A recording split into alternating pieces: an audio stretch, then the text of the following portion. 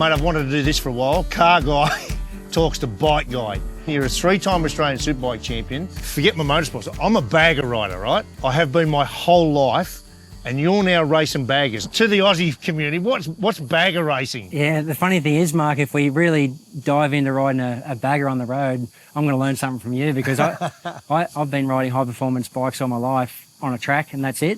Just from pure left field, I get an opportunity to race in America on an Indian Challenger. Got over there and, man, it just scared the shit out of me. Like, you got to keep the bags on them, lift the foot pegs up, make sure I can get enough lean angle to go in the corner at speed. And then once these bikes are on the edge of the tyre, all that weight just gives you so much grip and so much feel and so much confidence. Coming into it, I had no idea. I've just been fully focused on racing a superbike for my whole life. I rock up at Daytona. It's Daytona Bike Week. There's about, I think, big. 500,000 bikes over the week. Yeah. And they're all HD and Indian. That's it. They just absolutely love it. You get to the track and you're like, holy shit, this is a real rivalry. This is Holden versus Ford of America. That's what it feels like to me.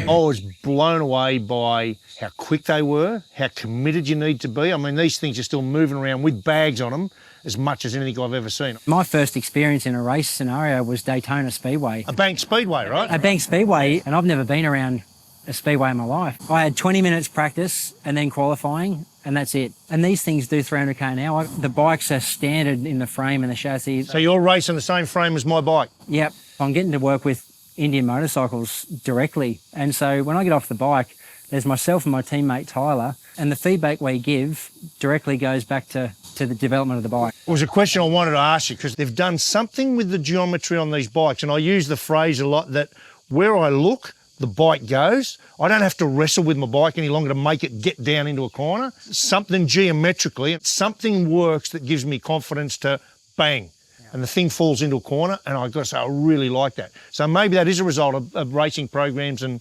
it's very intentional. I would hope so. If we can make this bike better all around, it's an achievement, really. Outside of just going and trying to do well and get good lap times, it's fun to be involved with the manufacturer and trying to make a bike that really shouldn't go around corners fast, go around corners really fast. So Troy, as a guy that has raced bikes since you were young, what style of road bike have you ridden all those years? You know, what do you ride? I honestly, I got my licence last week when I realised we were going to catch up.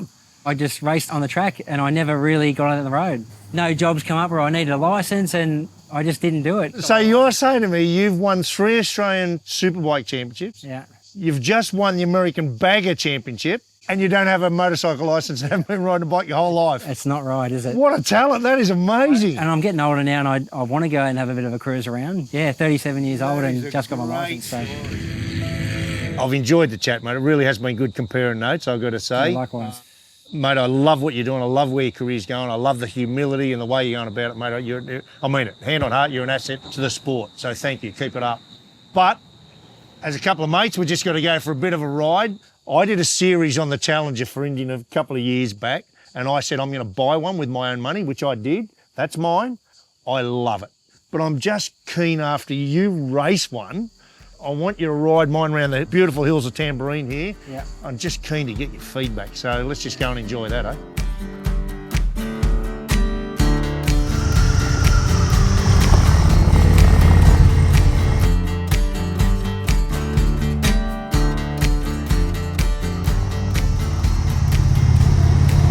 Right, mate, so as a bloke that's only had his licence a week and you've just jumped on this big chunk of a bike, I'm intrigued. So you race this bike, but in race form, you said it's lifted up, it's light. Yep. How does this feel for a guy that would be wanting to ride one on the road? Yeah, first time on the Challenger on the road too. Once I got over the intimidation of crashing Larko's bike, it's good. It's got the same characteristic engine. I can feel the acceleration, which is nice. I was hoping that it'd have that sort of feeling of torque. And so that torque's there for you? Torque's there. It ticked the box on the handling wise, like the feeling of the bike. It's confidence inspiring, which is what the Challenger is on the racetrack. My brain was telling me just to lean into the corners, and the characteristic was really similar. Because it was so comfortable, I didn't realise I was going to scrape so quickly because it just felt like the bike I was racing. Are you saying you scratch my I pegs? definitely didn't scrape your pedals, the pegs, sorry. Because you're nearly rubbing your elbows. With the race bike, I can get as much leaning as I like. I'm not an elbow rubber, but some guys do. From an amateur, Troy, geometrically it wants to tip into a corner. You don't have to fight it. And you said your race bike's like, do you sense that on this? Yeah, it almost felt like there was some kind of gyro doing the work for me. But the actual feeling of the bike was really similar. So, mate, a couple of things I want to point out that I know you won't have on your race bike. And I love about this bike. You won't have that. When you want to have a cigar sitting up, looking around, very cool. That looks good. And as a motorbike racer, not a lot going on up here. So all these buttons already confuse me. 4 speakers. And on this, we got this. Post Malone on the challenge. I'm going straight back to Indy, and I'll work on being fast enough to have a big enough lead to listen to some music. Keen to get out and ride again, mate. Yeah. Keen to see you back on the FTR. I haven't seen that. I have to cut you off there, Larko.